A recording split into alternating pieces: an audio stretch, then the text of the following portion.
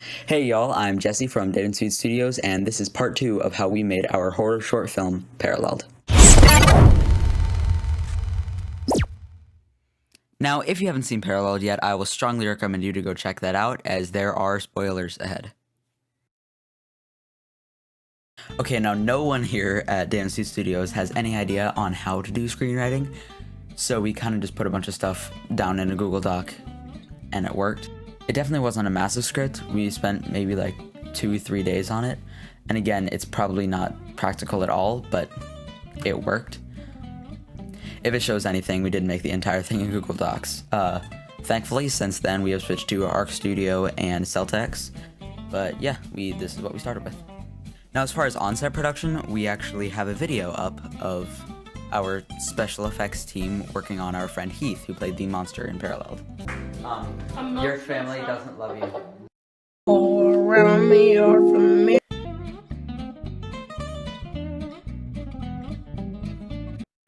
Chicken, let it salt, chicken, chicken, let it salt, chicken, chicken, let it salt, chicken, chicken, let it salt, chicken. Well, we don't have to talk about that.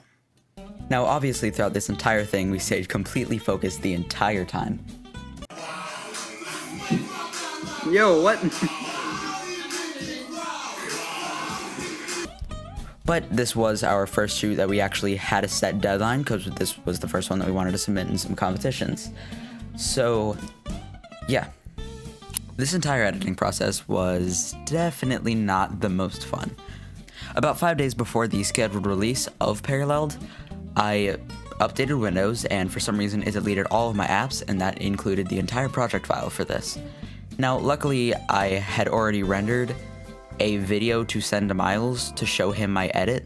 It definitely wasn't complete, but that's the only thing I had to work with. So yeah, I had to recreate the entire project in 5 days. Luckily, all the audio was fine. I already completed all the audio, which is the most painstaking process, but I can no longer access that part of the file, which is really annoying. In case you haven't realized yet, I do all of my edits through DaVinci Resolve 17, which is honestly phenomenal for free. But my entire editing process isn't really that in-depth, it's just adding clips together. There's not a whole lot to it, so I'm just going to go ahead and send it over to Miles for the VFX. Thanks, Jesse. So I did run into quite a few problems while doing the VFX for this. I didn't always use AE's tracker, I had to use Blender's tracker quite a lot actually, because we were pretty careless about motion blur. But this is what I did for most shots. The look I was going for was the upside down inspired. I feel like that's pretty obvious. Anyways, here we go.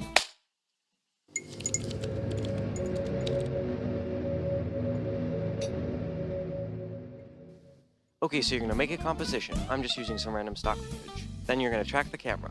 Then you're gonna make a solid, draw a mask, and then use a fractal noise effect to drive some holes in it. Give it an alpha channel with a set matte, and then blur it a smidge. Now the camera tracker is done. Clean that up, and make a solid. Give it a name. Now we do what we did a long time ago. CC Particle World. Perfect. Scale it like a madman. Particle type to texture disk. Make it that lovely thing we made. Make them bigger. Crank up the longevity. Now we're getting somewhere. Velocity to 0. Find a part where the number of particles is good. Keyframe the birth rate and go forward a frame. Make a new one set to 0. Drag that past the start. I decided to color grade it tonight. Whoa, it actually looks kinda decent. Now, some grunge. Okay, make a 3D solid. Select both the solid and grunge, then hold down Alt and drag it over. The rest is pretty self-explanatory. Cover everything. Feel free to add blood and get creative. I wanted light flickering in the foreground, so I made a 3D solid. Drew masks around stuff and keyframed a brightness and contrast effect. And voila, you're done.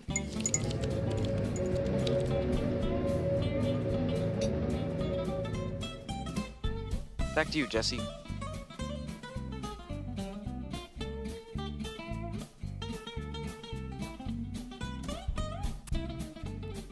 Alright, now we're going to move on to the color grading process. This is the look that we're going for, and let's begin.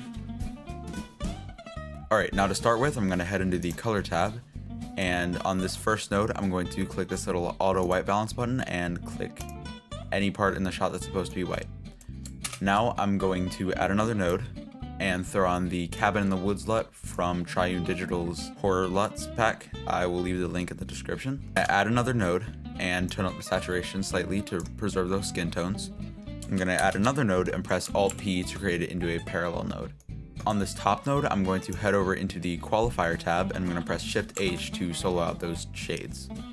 I'm going to turn up the low soft and then just turn up the entirety of low until I get those nice highs that I want to change. This entire process is basically just advanced contrast. Now on this top area, I'm going to turn up the high soft and then bring the entirety of high down, same exact thing but reverse, try to get all those lows. And then I'm going to turn up the blur radius and in and out ratio, change that to whatever I want to get that look I want. On this top node, I'm going to turn up the brightness to something that looks relatively natural or horror-y, depending on what look you want. Same thing on the bottom one, I'm going to turn it down, and because of all this blood, it looks unnatural if it's bright. So I want to try to kind of keep that low. Already it's looking pretty good, but it could be better. So I'm going to click on this parallel mixer node and I'm going to add a new one, press Alt-P twice, and this will be our kind of separation area. On this top node, we can label this real quick. If you haven't already guessed, I will just be editing the highs, mids, and lows. So you're going to come down here and click on the log wheels, and then over in highlights, I just drag it around to find what the highlights are. Now, as you can see here, the highlights are part of the skin tones. So I kind of want to keep that at a neutral. We don't really need to screw with that too much. Over with the mids, that's kind of the general glow. I do want the glow to be that sort of greenish horror look, so I'm going to bring that down to the sort of teal green. Now in the lows, that's pretty much everything else, because horror, you want it to be kind of dark. So that can be your overall look. You definitely don't want to change this too much, because this will be the most effective out of everything. So you only want slight little changes. As you can see, that also kind of makes the blood a little darker. So I'm going to do that little green teal look. And I think that looks pretty good. Now I'm going to click on the parallel mixer node, add a new node, and then right click on the node graph. Now I'm going to drag this out because this is what I want to edit, and I'm going to head over into the global illumination tab, head over to hue versus saturation, and I just want to click all of these just because it makes it easier. I want to find those extreme colors that I really don't want. Like right now, as you can see, it's a little bit too green for me. I know that's kind of what I wanted earlier, but now I don't. So I'm going to kind of turn down the saturation on those greens, and then I'm going to turn down those yellows because you can kind of see at the edge there's yellows. I'm going to head over into hue versus hue. I only need these little areas. I can take those harsh hues, turn them up and down to whatever I really want. If you really want to, you can also change the hue of the blood, but I really don't need to do that. So I'm going to add another node. I'm going to head over into saturation versus illumination, and I'm going to take this and bring it down halfway just to get rid of those super harsh highs that we really don't want in horror. And finally, we're going to add that vignette.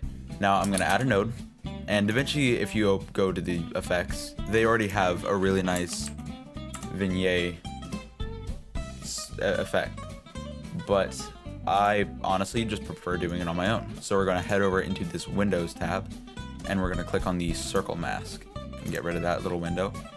And I'm going to spread it out to the kind of ovular shape that you'd want. I'm going to click these little red dots. These are kind of the feather, the softness, and that seems about good. And I'm going to go click this little button down here, which is invert or reverse, whatever you want to call it. I'm going to click back here so I can see the overall look. I'm going to come back to the color wheels. I'm going to come to this gain wheel and bring it down a little bit. Now obviously you don't want it too extreme or too high, but just do whatever fits the shot. And yeah, now we got the before and the after. Now I would show you my audio process, but a lot of that project area was lost with the Windows update, so I'll just explain it to you. We actually didn't record any audio for this entire film. This is all stuff that I found on the internet.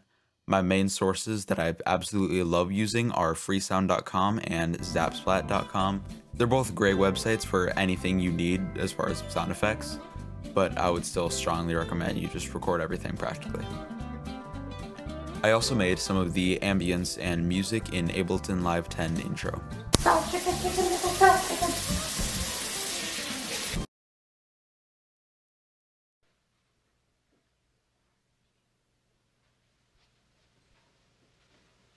You're still here?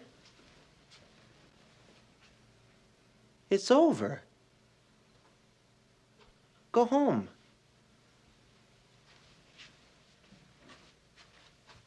Go.